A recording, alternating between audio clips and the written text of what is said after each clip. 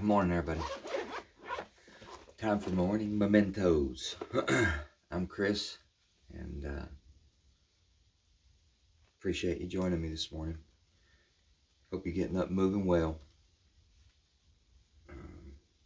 Wednesday, January 7th. Going back to Old Faithful again, 24 hours a day. My Hazelden Morning Meditations book.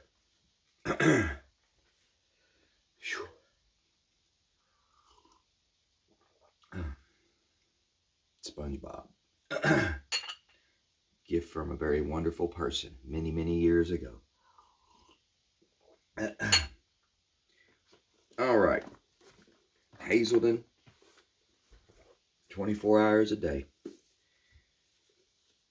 January 7th, thought for the day. When temptation comes, as it does sometimes to all of us, I will say to myself, no, my whole life depends on not taking that drink, and nothing in the world can make me do it. Besides, I have promised that higher power that I wouldn't do it. I made promises. I know that God doesn't want me to drink or drug, and I won't break my promise to God.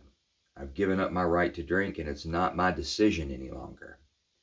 And it asks, have I made the choice once and for all so that there's no going back on it? Meditation for the day. In silence comes God's meaning to the heart. I cannot judge when it enters the heart. I can only judge by results. God's word is spoken to the secret places of my heart, and in some hour of temptation, I find that word and realize its value for the first time. When I need it, I find it there. Thy Father who seeth in secret shall reward thee openly. Prayer for the day. I pray that I may see God's meaning in my life. I pray that I may gladly accept what God has to teach me. I'm going to go back and center on the temptation when it comes, as it does sometimes to all of us. It says, what are you going to do, man? That's the plan. That's the plan. It talks about, we won't break our promise to God, to our higher power. We promise not to drink. How many promises have we made before? Swear I'm not going to do that again. Swear I'm not going to do this again. Make promises to ourselves. Make promises to God. Get me out of this situation or that scenario, and I'm promising I'll never do it again. Addiction's a vicious disease because we say these things, and sometimes it's to appease others, but a lot of times it's in sincerity and total fact in our mind that we're just not going to do that anymore. We're sick and tired of it. We're done. We mean it to the absolute core of our soul. And we end up going out and doing it again. So when the temptation comes, as it speaks on, that it sometimes does to all of us, I don't know. The temptation absolutely came to me a whole lot, especially in recovery. Again, it takes a long time to back out 30 years of habits and the way that you live your life and try to start replacing it with some healthier things and some new habits. Time takes time, but you should probably have a plan. My plan in the beginning, my sponsor told me, is don't go anywhere without your car.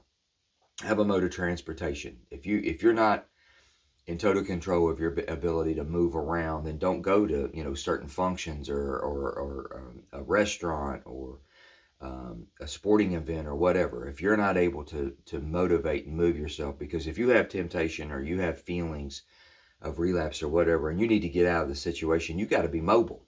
And if that means walking up out of there, then that may be what you have to do. But I guess my point is a plan is a very, very good idea, in my humble opinion, because it's not if the situation is going to arise, it's when. And when it does, what do you have in place to combat this? Cut yourself a break and give yourself a little bit of grace today. It took time for me to get myself in the situation and a severe pickle that I found myself to be and in at one point in time. And I'm a creature of instant gratification. once I didn't drink for 2 weeks or 2 months or 7 months or whatever the case was, I was like, how come my life is not all better now? It's kind of unreasonable. 30 years to get there and 30 days to get out. That doesn't really balance that well. Cut yourself a little bit of grace, give yourself a break, and give yourself some time. If you're not drinking and drugging and you're working toward where you want to get, that is progress, and celebrate the progresses. Celebrate the small things. If you woke up sober, you got another shot. You can move toward your goals today, and that's to be commended. That's absolute. That's 100%. It's important, and I'm happy for you if that's the case. That's what I'm shooting for. All right, y'all. That's all I got. Make it a great day. Again, please share this thing, like, subscribe, do whatever you do. If you feel moved to do so, try to build the base. And I'm also going to try to put the link to this book in the description today. There's several different avenues this book can take you. Sobriety readings geared toward overeaters, family, men only, women only. There's a couple of little things that it branches out to. If you have any interest, check it out. Not quite sure what's going on, you got some questions, shoot me a question. I will do my best to answer it. Appreciate y'all's time. Have a blessed day, and Lord willing, we'll see you tomorrow. Take care now.